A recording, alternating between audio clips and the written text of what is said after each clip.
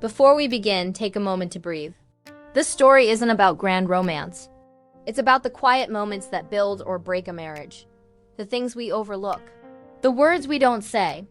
The love we assume is understood, but isn't. Tonight's story is for every couple, every husband trying to love better, and every woman hoping to be seen. This is The Little Things. Morning arrives softly, the way real love often does. No announcements, no noise, just presence.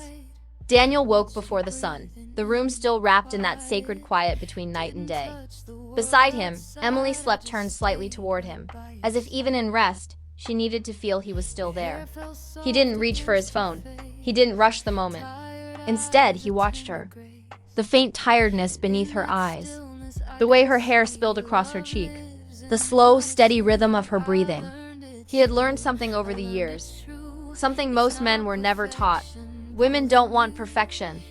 They want to be noticed. He smiled, not because life was easy, but because love was still alive in the small spaces. Careful not to wake her, Daniel slipped out of bed and padded into the kitchen. The floor was cold. The world outside still dark. But his movements were gentle, intentional, like love itself should be. He brewed her favorite coffee, dark roast, a hint of vanilla, not because it was written down anywhere, but because he had listened, because he remembered. He mixed pancake batter slowly, shaping each one into imperfect hearts. He sliced strawberries, arranging them carefully, knowing she'd pretend not to care and love it anyway. It wasn't about the food. It was about effort. It was about saying, "You matter," even on ordinary mornings. Emily stirred when he kissed her forehead. "Good morning, love," he whispered. She followed him into the kitchen, wrapped in one of his shirts, sleepy and unguarded. When she saw the plate, she laughed softly. "You didn't have to do this," she said. "I know," Daniel replied. "I wanted to." And that was the difference. Women don't crave grand gestures every day. They crave choice. Being chosen again and again, even when no one is watching. Later that morning, Emily sat by the window grading papers, her brow furrowed in quiet concentration.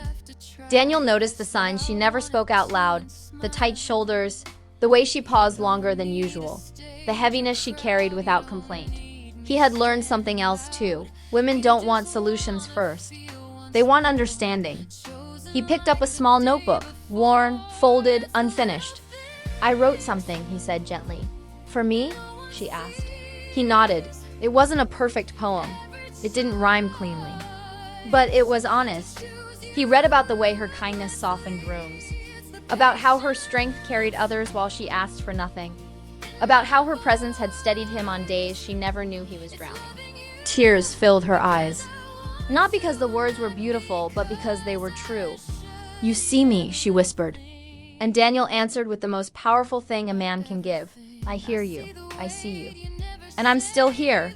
The afternoon passed slowly. No rush. No schedule. They walked through the park, fingers intertwined. Daniel picked small wildflowers, stopping more often than necessary. She teased him. He smiled. He listened when she talked. Really listened. Not half listening, not waiting to speak, just present. Because women don't want to fight to be heard in the place that should feel safest. By evening, the rain came heavy, relentless. Emily sat curled on the couch, exhaustion finally spilling over. The strength she wore for everyone else fell away. "I feel like I'm failing," she said quietly. "At work, at life, at being enough." Daniel didn't interrupt, didn't minimize, didn't fix. He pulled her into his arms. "You're not failing," he said. "You're tired, and you're allowed to be. Sometimes love is just staying, holding space, letting silence speak safety." He made her tea, drew her a bath, brushed her hair back gently, not rushed, not distracted. He whispered reassurance without trying to erase her feelings, because women don't need to be rescued. They need to be supported. Later, they sat together by the window. The rain softened, the world slowed. Daniel spoke quietly. "Love isn't the big moments," he said. "It's remembering, listening, showing up when it's hard. Choosing you, every single day." Emily rested her head against his shoulder. In that quiet room, filled with small gestures, gentle words, and intentional love, something deeper than romance lived. Something lasting. Because marriages don't break from lack of love.